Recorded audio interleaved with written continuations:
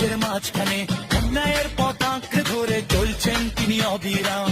ভোটের মাঠে মনে রেখো সহজ একটা প্রতীক ভাই, কপিরিচে ভোট দাও, কালীগঞ্জের অস্তিত্ব বাঁচাও।